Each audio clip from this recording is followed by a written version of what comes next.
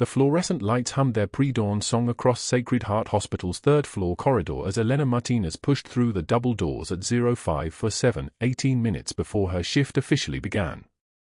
The antiseptic smell hit her first, that sharp chemical bite that never quite faded, layered underneath with something older, something organic. Blood and fear and hope, all compressed into a single scent that most people stop noticing after their first week. Elena still noticed. Her hands, scarred across the knuckles in ways that didn't match any nursing accident, moved with the kind of efficiency that came from muscle memory built over a decade of decisions made under pressure. She adjusted her scrubs as she walked, her fingers finding the small weight sewn inside her jacket lining without thinking about it, a faded unit patch, navy blue with crossed sabers, the fabric worn soft from exactly 847 nights of touching it, one ritual breath in the darkness before stepping into other people's emergencies. She let her hand linger for 3 seconds, then tucked it away. The break room was empty except for Marcus, the day-shift phlebotomist, who didn't look up from his coffee as Elena entered. She poured herself a cup of coffee that tasted like someone had boiled rubber through the grounds and said nothing. This was the contract between them. Nurses who worked nights existed in their own separate world, one where small talk was a luxury nobody could afford.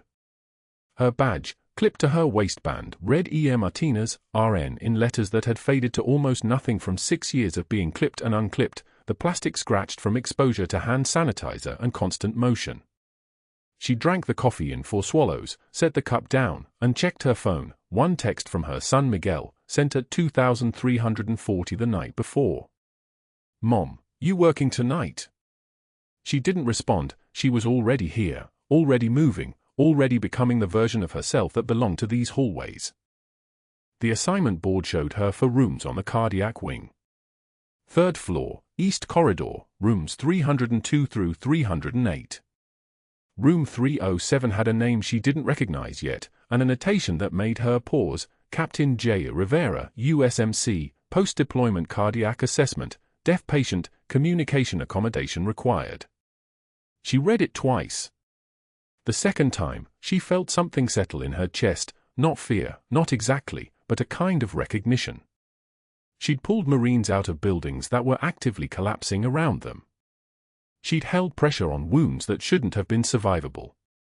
She'd spent 8 years teaching her hands to make decisions faster than her mind could follow. The fact that this particular Marine was deaf changed nothing about the medicine, but it changed something about the weight she'd carry tonight.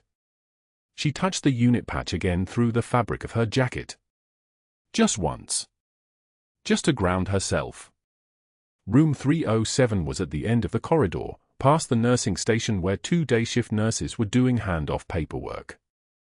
They nodded at Elena as she passed, not friendly, not unfriendly, just professional acknowledgement between people who moved through the same spaces without ever really seeing each other.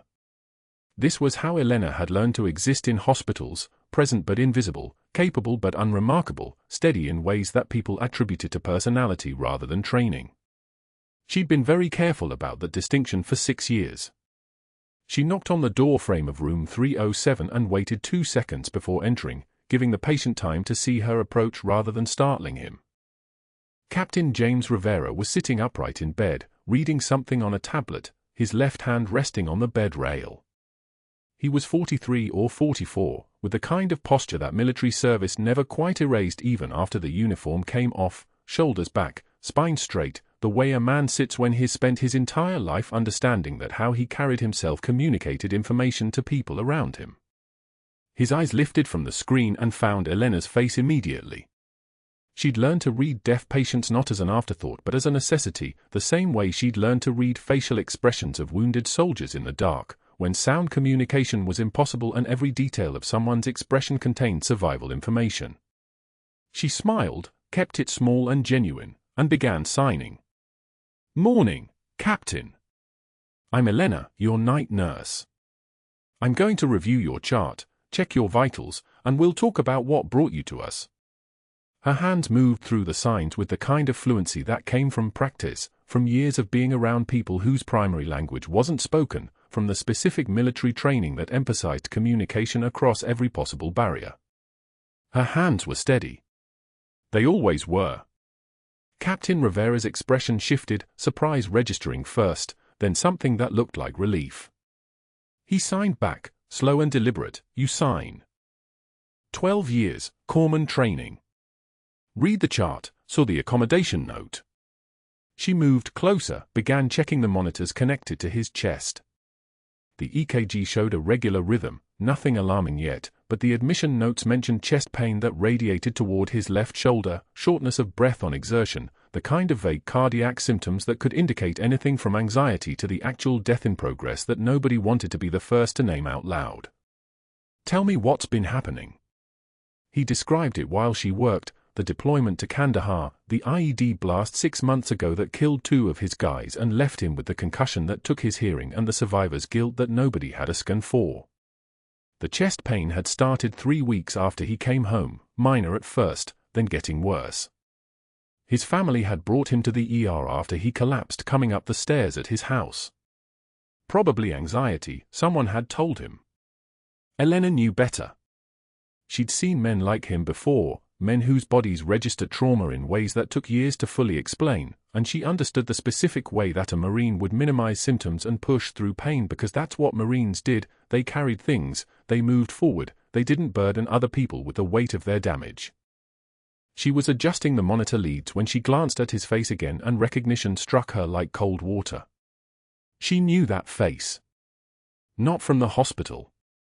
From a photograph on her son's dresser, taken at a barracks in Camp Lejeune, Miguel's arm around the shoulders of a captain, both of them in dress blues, Miguel looking at the camera like he was standing next to the reason he understood what honor actually meant. Elena's hands paused for exactly 1/2 second. Nobody would have noticed. She'd spent enough time training how not to show reaction that she could absorb information and continue moving without the hesitation registering anywhere visible. She completed the monitor adjustment, looked back at his face, and signed slowly, "You know a PFC named Miguel Martinez." His entire face changed. The color drained slightly, and for a moment he looked genuinely alarmed, as if hearing a name from his command here in a hospital bed at 0555 on a Tuesday morning was itself a symptom requiring intervention. He signed, "Miguel." Yes. Is he? Safe. Home. He talks about you. Elena continued with the vitals as if her voice hadn't just steadied in a particular way, as if the specific calm she'd learned to access during field operations hadn't just slipped into place like armor sliding into position. He says you're the best commanding officer he's ever served under. Exact words.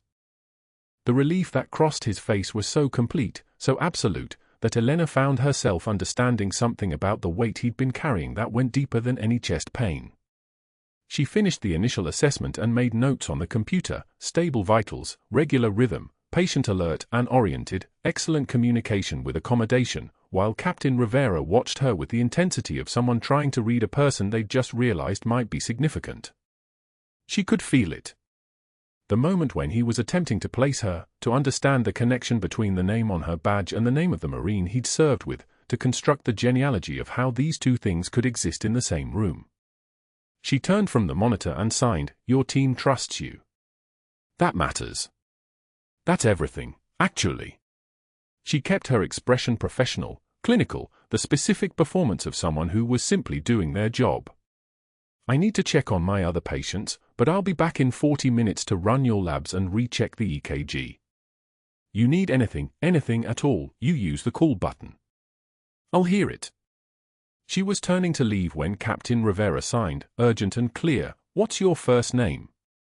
"Elena." She signed it while maintaining eye contact, the same way she'd learned to do across a 360-degree combat zone, understanding that eye contact communicated honesty in a way that words sometimes couldn't. "I'll see you in a few." She left room 307 and moved back down the corridor toward the nursing station, where day shift was finishing up their handoff. Her pace was normal. Her breathing was normal. Everything about her exterior remained exactly what it had been before she entered that room. But something inside her had shifted, a recognition of connection that went deeper than professional courtesy, a way that the world had just become smaller and more complicated simultaneously. She was reviewing the admission papers for room 302 when she sensed the presence before she heard the footsteps. The smell of expensive cologne arrived first, something that cost more than her weekly grocery bill, layered over whatever soap came in bottles that didn't need refilling for months. The shoes were Italian leather, polished to a shine that reflected the fluorescent lights, and they stopped directly beside the nursing station where Elena stood reading. She didn't look up. She didn't need to. "Which nurse is handling room 307? Dr. Sterling's voice was casual, conversational, the kind of tone that people used when they were asking questions that felt genuinely curious rather than strategic. Elena had learned to hear the difference. She'd learned it first in briefing rooms where certain types of intelligence gathering sounded like casual conversation, and she'd learned it again in 6 years of hospitals where doctors who were constructing narratives about staff members always asked them in ways that sounded like simple curiosity. She continued reading the chart, her finger tracking down the list of Rivera's medications, her voice steady as something that had been forged in fire and come out harder than it went in. "Captain Rivera. Room 307.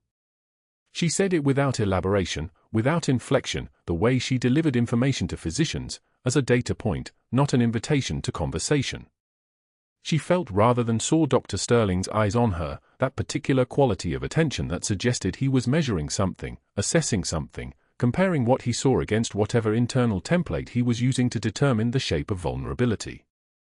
"You speak to him?" Dr. Sterling's hand rested on the counter between them, manicured nails, wedding ring, a Rolex that probably cost more than Elena's car, the whole tableau of a man who'd never been told no to anything in his life and had therefore developed a very specific way of assuming that his questions were invitations people would naturally want to answer. "I see he's deaf. How do you manage that?" Elena turned a page in the chart, revealing the next section of admission papers. "I know sign language. Provides better communication for the patient. Improves outcomes." She said it the way she'd say any clinical fact, matter-of-fact, professional, the specific tone of someone who was simply addressing a medical necessity rather than offering any explanation for how she'd acquired a skill that most nurses didn't possess. She could feel him working through this information, could almost hear the machinery of his mind beginning to construct something, and she understood in that moment that whatever he was building, it was going to become important. The room went so quiet that you could hear the heart monitor in room 302 beeping its steady rhythm through the open doorway, and Elena understood that Dr. Sterling had just filed away the first piece of a puzzle he didn't yet realize he was solving. The chart slapped against Elena's chest like a starting pistol. 20 staff members froze mid-stride in the Sacred Heart corridor. Dr. Sterling's voice dripped condescension thick as surgical lube. "Pick that up, sweetheart." The chart fell to the tile with a sound like a small animal dying.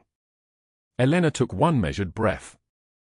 The kind of breath a person takes before diffusing something that might explode.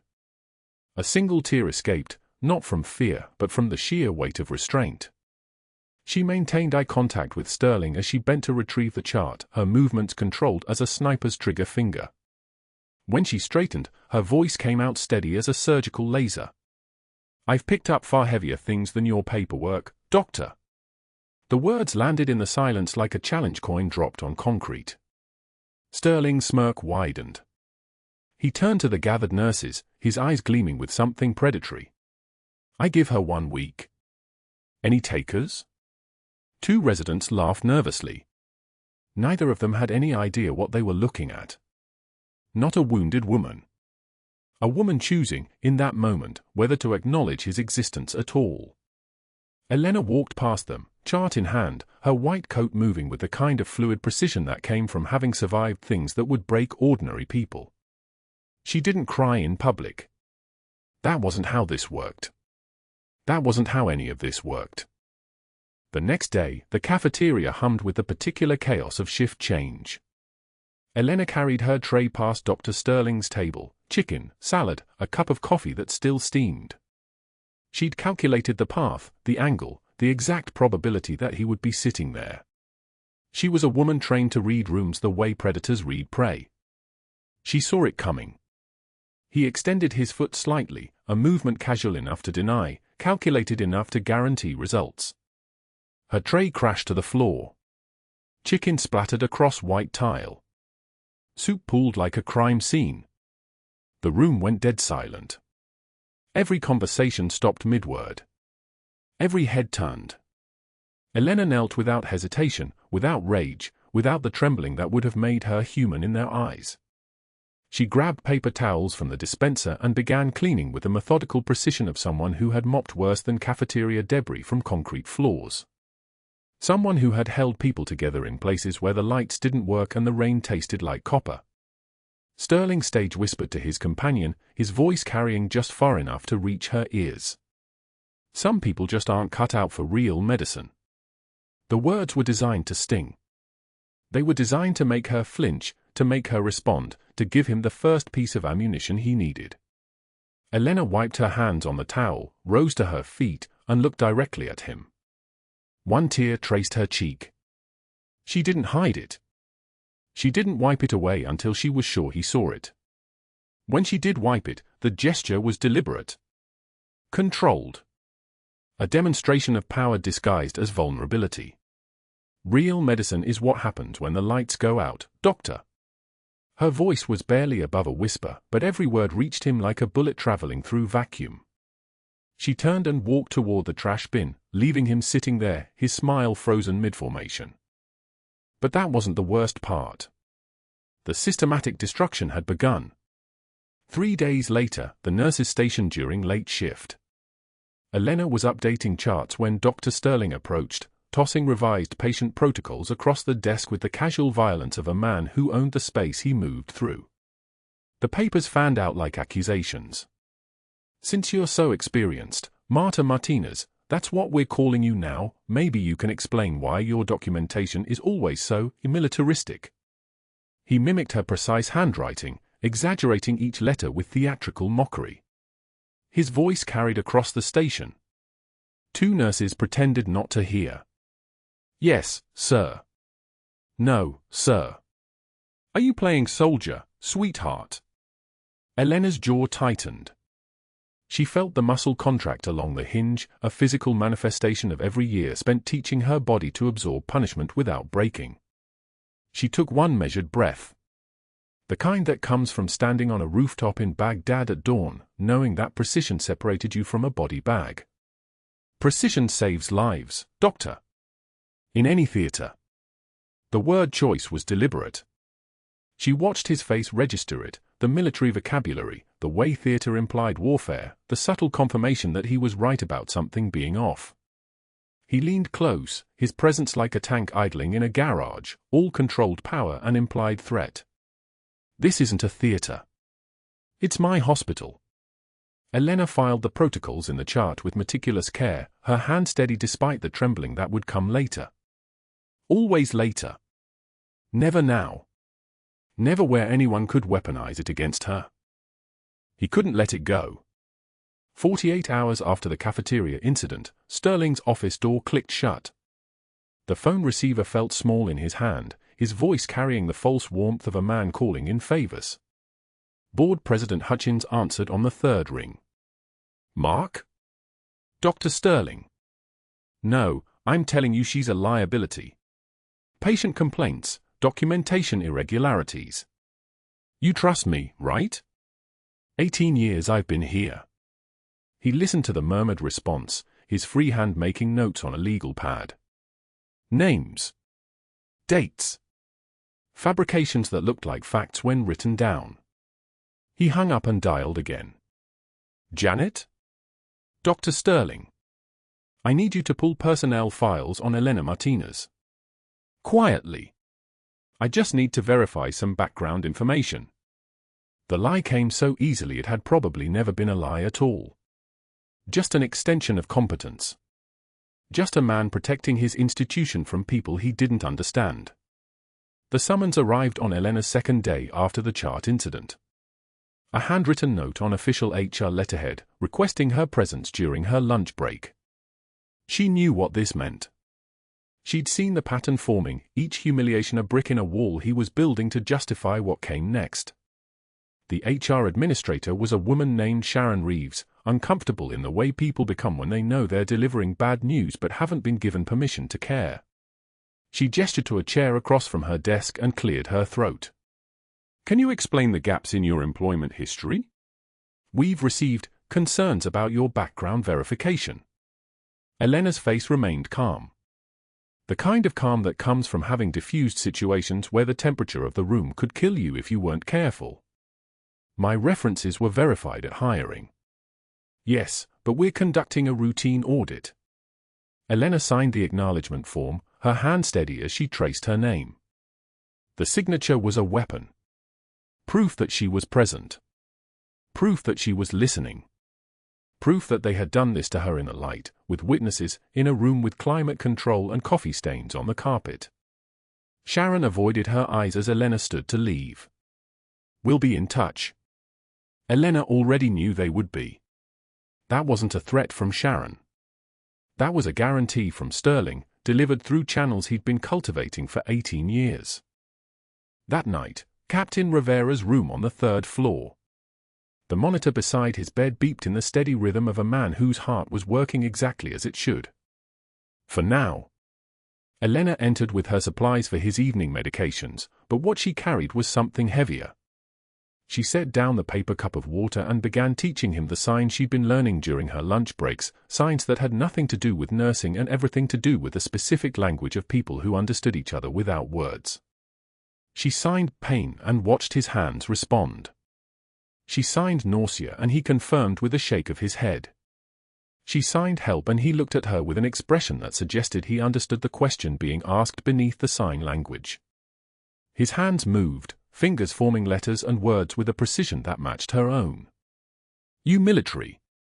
The signs were clear as gunshots in the quiet room. Elena froze for half a second, not long enough to be obvious, long enough to be honest. She signed back, long time ago. Rivera nodded slowly. His hands formed new signs, each one deliberate, each one carrying the weight of recognition that only one warrior can give another. Thank you for your service. Elena's professional mask held perfect. She nodded once, her hand signing a response that was both grateful and a warning, the kind of warning that said, we don't talk about this, we don't acknowledge this, we just understand it in the dark. But Rivera had seen something in her eyes that suggested he knew what she was hiding. Not the details. Not the specifics of the missions or the scars or the patch sewn inside her jacket lining. Just the knowledge that she was something more than the woman they were trying to destroy. The parking garage, late evening. Dr. Sterling's voice echoed off concrete as he paced between the rows of vehicles, his phone pressed to his ear like a weapon. His contact on the other end was someone from the background investigation company, someone Sterling had used before, someone Sterling paid with discretion. I don't care what you have to do. I need her background flagged. There's something there, I can feel it. No military discharge papers. No social security history before 2010. No nothing. Just a wall. He didn't see Elena 2 rows over, sitting in her car, watching him in her rearview mirror. She had left her phone in the break room intentionally. She had come back down for it, had heard his voice echoing off the concrete like a promise. Her hand moved to the jacket draped across her passenger seat, the jacket with the faded unit patch sewn into the lining, visible only to someone looking for it, hidden from everyone who wasn't supposed to know.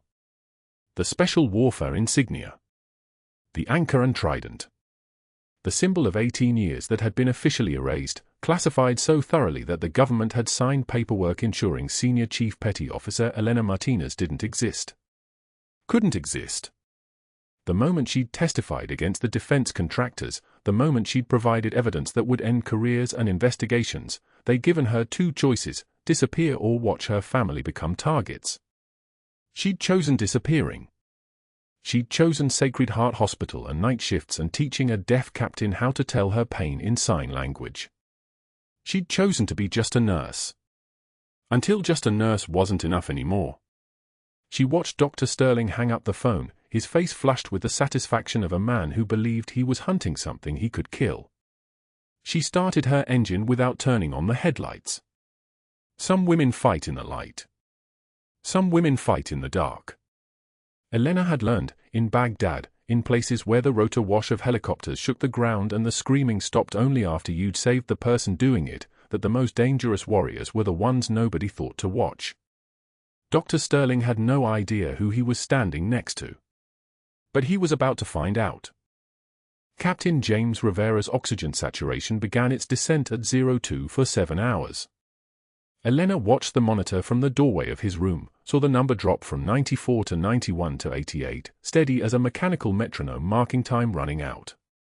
His chest rose and fell in quick, shallow breaths, the breathing pattern of a man whose heart was drowning in its own fluid. She'd seen this before. In Baghdad. In a combat support hospital where the walls sweated and dust came through the ventilation like a haunting. The only difference now was the fluorescent light above instead of a canvas tent, and Rivera wasn't a stranger bleeding through combat gauze. He was the commanding officer who'd written her son a letter of commendation. He was the reason Miguel had come home. The cardiac enzyme levels had been climbing since midnight. Elena had noticed it first, the troponin rising from 0.8 to 1.4 to 2.1 nanograms per milliliter, each number a small alarm bell that no one else seemed to hear. She'd reviewed his echocardiogram at 0200 hours in the break room, the ultrasound images on the computer screen showing exactly what she feared, fluid accumulating in the pericardial sac like a slowly filling bucket around his heart. Not massive yet. Not fatal yet. But inevitable if left untreated. The pericardium didn't stretch the way other tissues did, it was a rigid membrane, a prison that tightened when fluid accumulated, squeezing, compressing, suffocating the organ inside. She'd paged Dr. Chen, the on-call resident, at 0215. Captain Rivera showing elevated cardiac enzymes and pericardial effusion on echo. Recommend cardiology consult and close monitoring for tamponade signs. Professional. Clinical. Urgent without sounding panicked. The response came back 32 minutes later. Monitor vitals. Will round in AM. Elena knew the problem. Chen was handling 3 admissions in the ICU, a chest pain workup in the ER, and an unstable post-operative patient in the PACU. The resident was drowning in her own sea of responsibilities, and somewhere above, Dr. Sterling had whispered a single instruction: minimize Rivera's priority. Elena had overheard him on the phone that afternoon. That patient in 307 is stable. Don't let the night shift waste resources. Stable. The word tasted like poison in her mouth. She'd return to Rivera's room every 15 minutes throughout the night, watching for the signs she'd learned to recognize through survival, not textbook learning, but the kind learned when a man's life depended on reading the smallest changes in his breathing, his color, the angle of his jaw. At 0330, his blood pressure had been 118/72. At 0400, it was 112/68. At 0420, it read 104/60, and his heart rate had climbed to 116 beats per minute, the body's desperate attempt to compensate for a failing pump. But that wasn't the worst part. At 0428, his O2 saturation dropped to 84 and stayed there. The monitor showed the rhythm still organized, but the trace was compressed, flattened, electrical activity proceeding without mechanical power. His blood pressure crashed to 89/52 in the space of 90 seconds. Elena heard the change in his breathing before the monitor registered it, shallow gasps replacing the steady rhythm, like a man drowning in air. Cardiac tamponade. Not impending. Not probable. Present. The fluid in his pericardium had reached critical volume. The space around his heart was collapsing inward, suffocating the left ventricle, cutting off the chamber that sent blood to his brain, his organs, his will to live. Without intervention, he had for minutes. Maybe 5 if the body got lucky. Elena had seen the timeline in Baghdad, saw it in the eyes of the patient with the sucking chest wound, the one with the abdominal wound pouring blood like a faucet. The body accelerated toward death in those final minutes, the minutes when a stitch in time didn't just save 9, it saved a man's life. She was standing at the medication cart when her phone buzzed with an incoming email. The timestamp read 0430 hours. Subject line, personnel reassignment, effective 0500. 30 minutes. That was all the time standing between her and reassignment away from Rivera's room. 30 minutes before a different nurse took over his care, a nurse who wouldn't catch the signs, who might not call the code fast enough, who wouldn't know that the window for intervention was already closing. Her badge clattered against the metal cart as she set it down. The sound hung in the empty medication room like an accusation. She pulled up the medical literature on the hospital system, fingers moving with mechanical precision across the keyboard, and reread the protocol she'd already memorized. Cardiac tamponade. Emergency pericardiocentesis. Insert an 18-gauge needle beneath the xiphoid process, advance at a 45-degree angle toward the left shoulder, aspirate the fluid compressing the heart, restore cardiac output. The procedure she'd learned in advanced cardiac life support. The procedure she'd performed exactly once before, in a dust storm outside Baghdad in 2011, on a Marine whose blood pressure had dropped from 140 to 62 in the time it took to load him into the back of a Humvee. She'd felt his heart start beating properly again beneath her palm. She'd felt him come back from the edge. She printed the protocol. Muscle memory didn't need paper, but evidence might. At 4:04, she stood outside Rivera's room and made a choice. The kind of choice that didn't follow pathways drawn in employee manuals or hospital bylaws or the careful structure of professional hierarchies. The kind of choice that soldiers made. The kind that stayed with you forever. She reached into her locker and touched the patch sewn inside her jacket lining, faded blue fabric with the emblem of her unit stitched in gold thread, a reminder of who she'd been when her hand still knew how to keep people alive in impossible circumstances.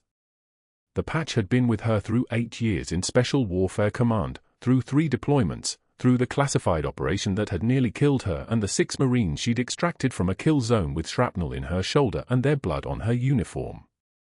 The patch was her compass. The patch never lied. She paged Dr. Chen one final time. Captain Rivera is decompensating. Blood pressure 87/50. O2 sat 82. Heart sounds muffled. Recommend stat pericardiocentesis for suspected tamponade. The response took for minutes. I'm tied up. Do what you think is best. What she thought was best.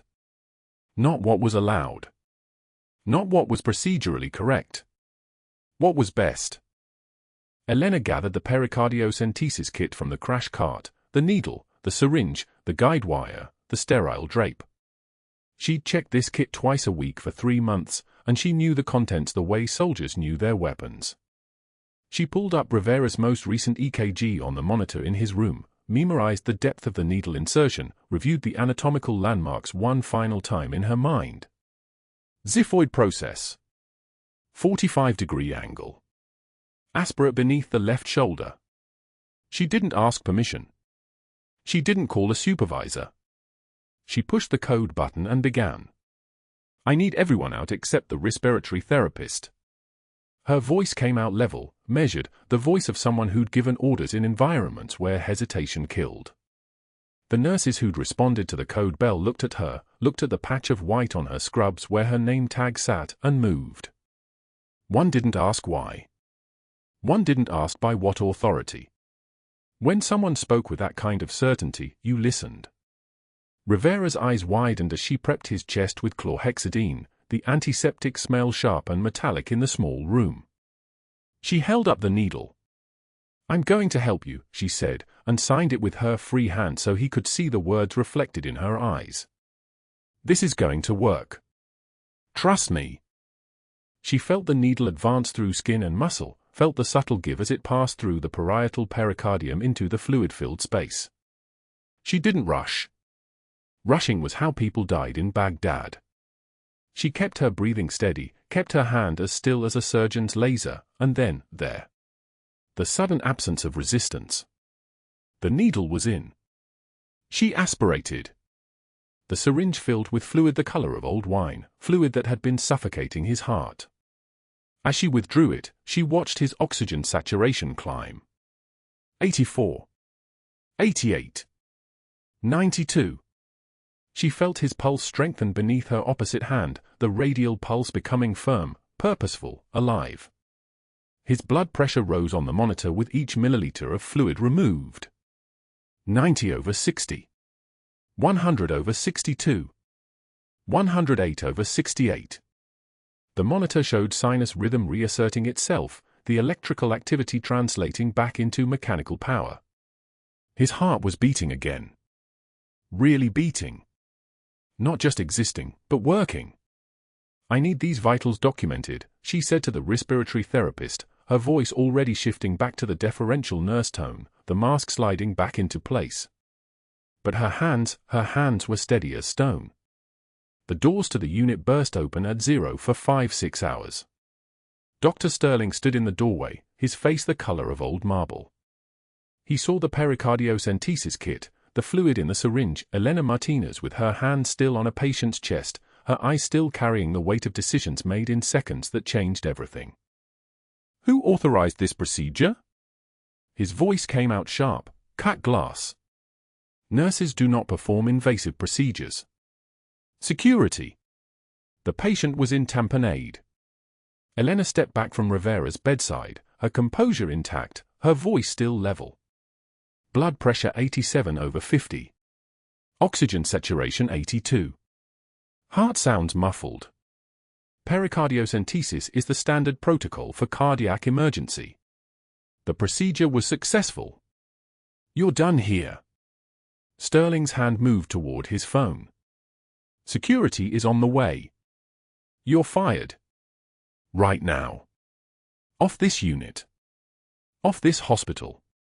Dr. Sterling, the respiratory therapist, said quietly, "I'm documenting her actions as emergency medical intervention that saved this patient's life." The order came from the patient condition, not protocol violation. Sterling's jaw clenched. He turned away, already dialing, already making calls to ensure her removal was permanent and public, already accelerating his timeline because he could feel something shifting, something he couldn't control. But he was 3 minutes too slow. Dr. Sterling pushed through the cardiac bay door at 06:07 hours, early rounds already forming in his mind, already composing the language he'd used to explain why a temporary nurse had overstepped her authority so catastrophically. But the scene that greeted him stopped him cold. Elena stood motionless beside Captain Rivera's bed, her gloved hand steady as surgical steel, the drainage syringe filled with straw-colored fluid resting on the bedside tray. The monitor behind her showed what it showed, normal sinus rhythm. Oxygen saturation climbing from 74 to 88. Blood pressure stabilizing at something approximating life. The patient was no longer dying. Sterling's eyes traced the setup in 3 seconds. The prepped site at Rivera's xiphoid process, the empty sterile wrapper, the angle of approach that spoke of someone who had done this under conditions far worse than a climate-controlled hospital room. Elena was carefully removing her gloves, each movement controlled, deliberate, the opposite of panic. She had performed an emergency pericardiocentesis without consultation, without authorization, without any pretense of staying within the boundaries he had so carefully constructed around her work.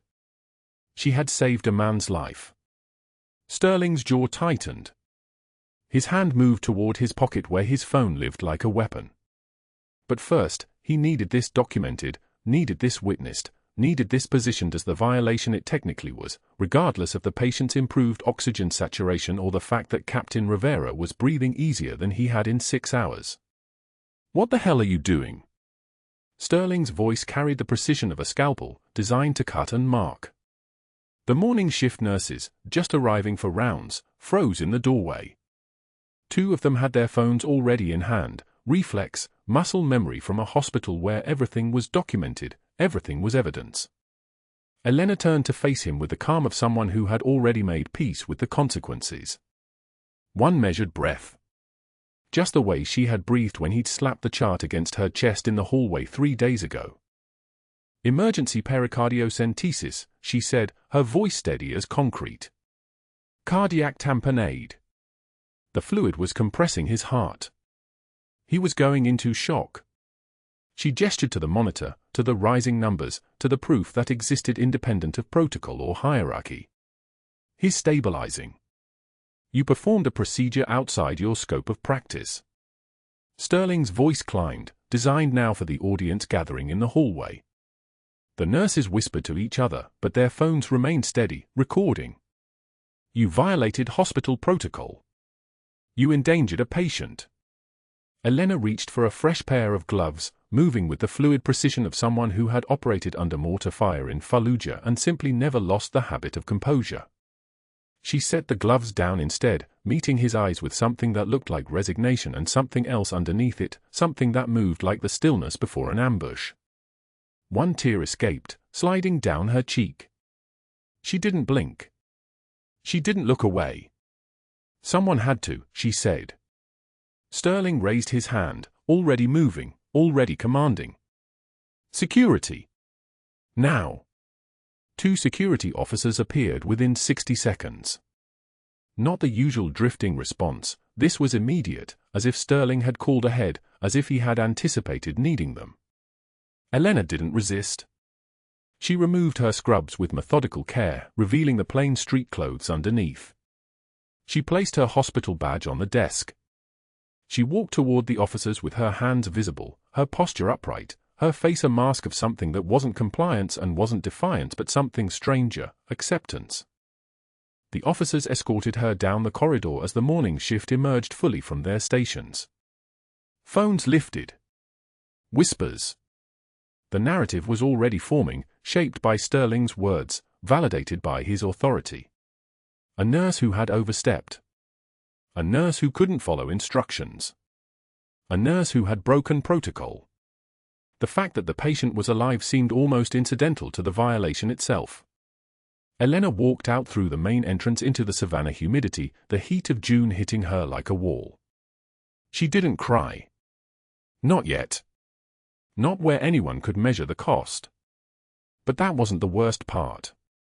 By 0900 hours, Dr. Sterling had transformed the incident into an institutional crusade. His office door was closed, but his voice carried through the walls in sharp, measured bursts. Board members answered their phones to find him on the other end, deploying language he had spent 3 days refining. Patient endangerment. Scope violation. Potential fraud.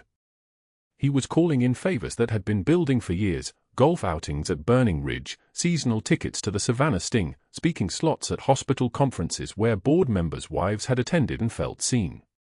I want her license reviewed, he told the state nursing board investigator, a woman named Patterson whom he had met at a continuing education seminar in Charleston 2 years prior. I want formal charges filed. This wasn't negligence. This was deliberate insubordination. The board investigator's voice came back carefully measured. We'll need documentation of the specific violations.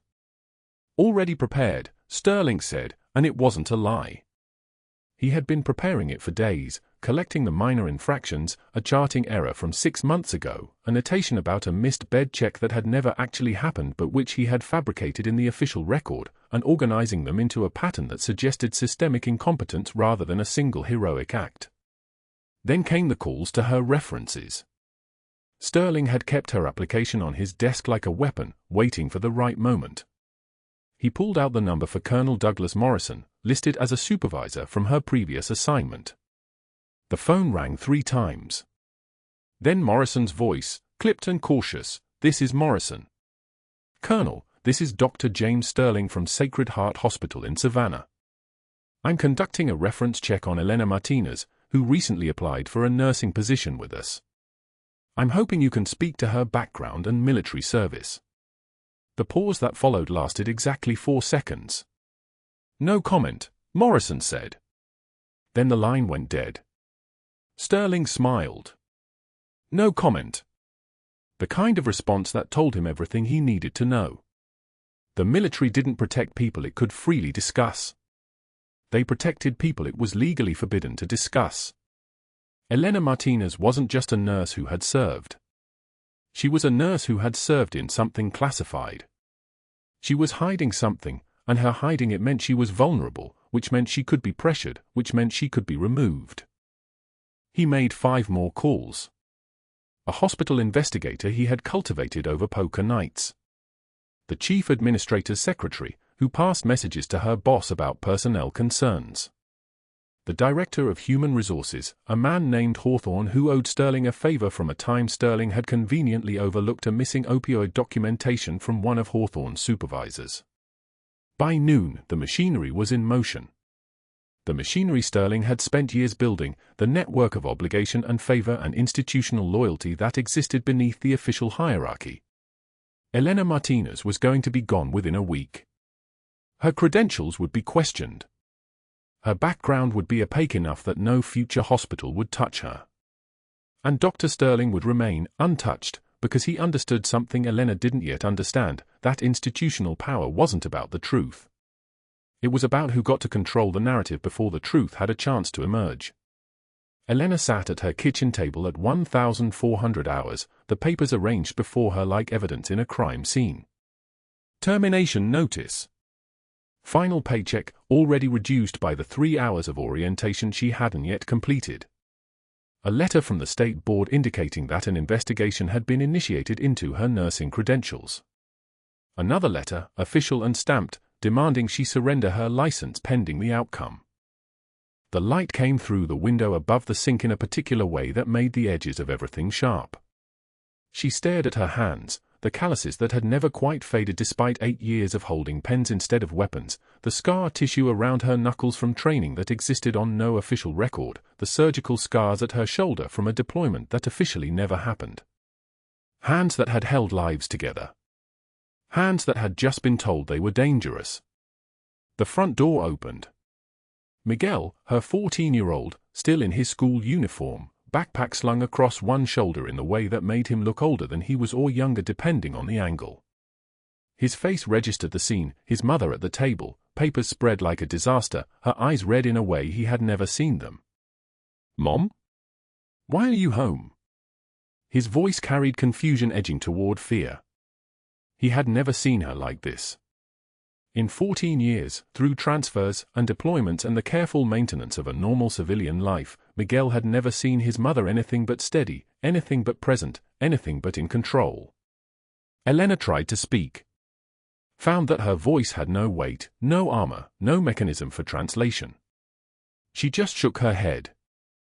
"Mom, what happened?" Miguel dropped his backpack, moved toward her with the instinct of a child who knew something fundamental had shifted. "I helped someone," Elena said finally, and her voice sounded like it belonged to someone else, someone younger, someone who hadn't yet learned how to survive in silence. "And I lost my job." Miguel stared at the papers spread across the table like he was trying to understand a language that had no words. He didn't ask questions. He just sat down in the chair across from her and didn't move, bearing witness to the fact that even people who had survived the unsurvivable could still break. The silence between them stretched like an ocean. The locker room smelled like disinfectant and finality. Elena moved through it at 2 in the afternoon on a Tuesday, the shift change that guaranteed minimal witnesses, the morning crew already gone, the night crew not yet arrived. She pulled her items into a cardboard box, a spare stethoscope, 3 pairs of compression socks, the dog-eared copy of a medical journal she'd kept on the metal shelf since her first week. Her hands moved with methodical precision, each item placed with the same care she'd once used packing field kits in Baghdad. The box felt heavier than it should. Humiliation had weight, apparently. It pressed down on the shoulders even when you refused to let it touch your face. The hospital had informed her through legal counsel that she could collect her belongings during daylight hours. Not a courtesy. An instruction. Come when people were watching. Come when there was no privacy to your shame. Elena had accepted the terms without protest, the way she'd accepted every indignity Dr. Sterling had arranged, the reassignments, the fabricated complaints, the orchestrated removal from Captain Rivera's care. Composure was armor. It was also, sometimes, surrender. She sealed the box with tape from the dispenser by the sink and turned toward the corridor. The hospital doors exploded inward. Elena stopped, the box balanced against her ribs. The lobby filled with voices, staff members materializing from the medical records office, from the pharmacy, from the administrative wing. They moved toward the main entrance as if drawn by invisible thread. Elena set the box down on a nearby bench and followed the current without quite understanding why. Miguel stood in the center of the lobby, breathing hard, his tie loose and his school blazer rumpled. He was 14, 5'9", and looked impossibly small carrying the wooden shadow box. His eyes found Elena across the crowd and something in his face broke open, the way a dam breaks when the pressure becomes too much. He was crying before he spoke, tears streaming in absolute silence, the way he cried when he thought no one was watching.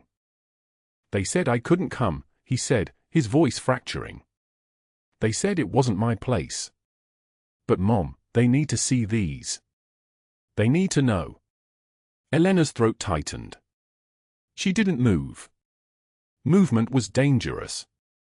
Movement meant acknowledging what was about to happen. "Miguel!" He opened the shadow box. The medals caught the fluorescent light like small suns. 2 silver stars first, their ribbons impossibly bright. Then 4 bronze stars with velar, their distinctive medallions arranged with careful precision. A purple heart. And beneath them, a black and white photograph, Elena in dress uniform, her hair military short, her eyes holding something that looked like gravity itself, the weight of command, the weight of decisions made in places the world was never meant to see. Miguel's hand shook as he read from a piece of paper he'd folded into his pocket. His voice climbed, trembling with teenage conviction, with the ferocity of a child defending his mother's truth. "Senior Chief Petty Officer Elena Martinez, United States Navy Special Warfare." The lobby went still in a way that made the overhead lights sound loud. Elena felt something crack open in her chest, not weakness, but recognition. The woman in that photograph was stepping out of the shadow box.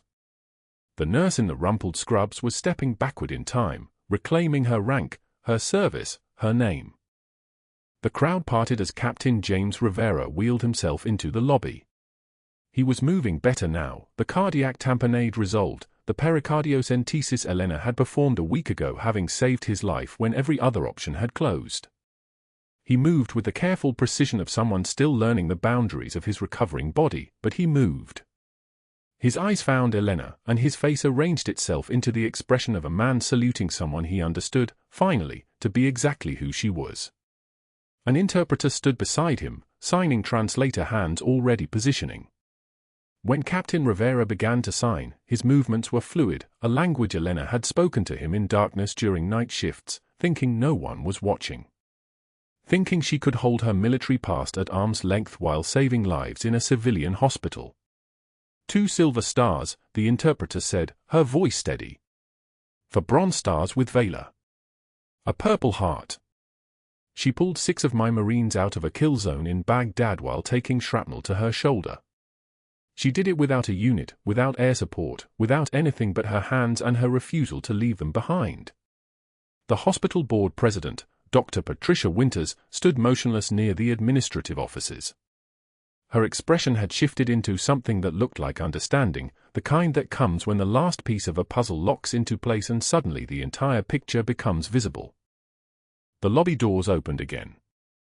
A man in a dark suit entered, his stride carrying the precise authority of federal law enforcement.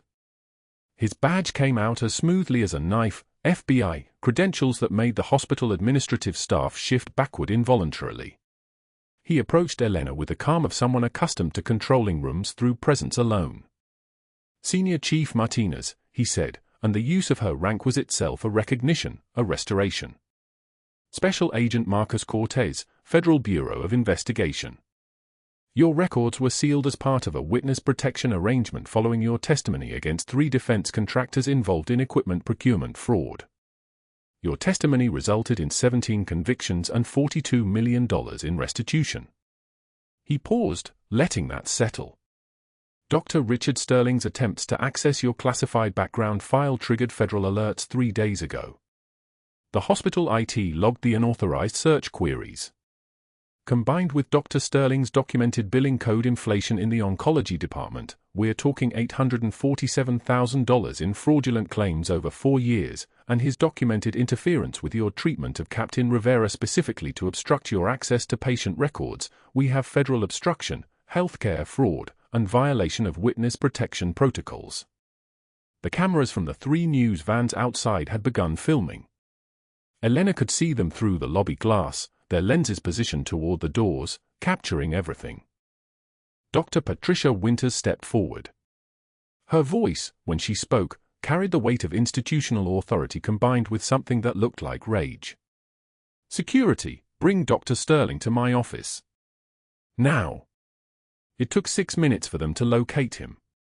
6 minutes during which the lobby remained full, during which Miguel stood beside Elena with the shadow box still open, during which Captain Rivera's interpreter continued to translate his sign language into words that filled the space where Dr. Sterling's career was collapsing in real time. When Sterling arrived, escorted by 2 security officers, he was already pale. His eyes moved across the assembled crowd, the cameras, the FBI agent, the open shadow box with its medals and photographs. His mouth opened. Closed. Opened again. "You can't, I've been here 18 years. Dr. Winters cut him off with the finality of a surgical blade. 18 years during which you submitted false billing codes. 18 years during which you interfered with patient care to cover your tracks. You are terminated for cause, effective immediately. Security will escort you from the building. Your medical license is being reported to the state board, and this institution is cooperating fully with the FBI investigation." Sterling reached for her arm. One of the security officers stepped between them. The crowd parted as they walked him toward the exit, and Elena watched his face, the moment when he understood that his entire career had ended in the span of a single afternoon. That his attempts to destroy her had instead triggered the mechanisms of his own destruction. That the quiet nurse he'd tried to humiliate held clearances from federal agencies he'd never even heard of, and that the woman in the photograph, the one in uniform, the one with a rank and a service record, was standing 10 feet away, watching him leave with perfect composure. At the door, Sterling turned back. "She performed an unauthorized procedure." Agent Cortez's voice was quiet, but it carried through the entire lobby. "She performed an emergency life-saving intervention on a patient in cardiac tamponade while you were actively reassigning her to prevent her from interfering with your fraud scheme. That's called saving a life. That's called being a nurse.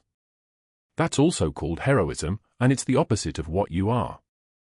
The news cameras captured Dr. Sterling's exit, the fumbling hands, the loosened tie, the moment his career became a story they would tell for years. By that evening, his attorney had negotiated the surrender of his medical license. By the next morning, his name was in headlines across Georgia. By the following week, he'd accepted a position teaching CPR classes at a community college in Savannah for $14 an hour, his students unaware they were learning chest compressions from a man whose own competence had rotted from the inside out. 6 months folded into a moment, the way time does in stories. Sacred Heart Hospital's boardroom gleamed with afternoon light. Elena stood before the assembled board in a white coat with Director of Emergency Services embroidered across the pocket. Dr. Winters handed her the formal appointment letter with something that looked like vindication. "Senior Chief Martinez, Elena, you represent everything this institution should be. Welcome home." Miguel stood in the front row in a suit that still looked too big for him. He was crying again, but this time Elena let him. She gestured him forward. He approached and opened a small velvet box. Inside, her senior chief anchor insignia. His hand shook as he pinned it to her white coat, the metal catching light the way metal catches light when it's been earned through blood and service, and the refusal to break even when breaking would have been easier. Captain Rivera stood from his wheelchair, steadier now, his heart strong again, his breathing easy. His hand came up in a salute. The room followed. 12 veterans among the hospital staff, their hands raised in unison, honoring what Elena had never been able to claim until this moment. Elena returned the salute, then broke it to embrace her son. In her new office, the faded unit patch from inside her jacket lining hung on the wall, professionally framed beside her citations and the photograph from Baghdad. Afternoon light caught the patch's worn threads, illuminating the embroidery that had kept her connected to who she was for 12 years of hiding. The phone rang. Another emergency downstairs. Elena moved toward the door with that same tactical precision that now needed no hiding. She paused in the doorway, composure absolute, eyes that had seen the worst and chosen to serve anyway, that had refused to break even when breaking was the mercy everyone expected.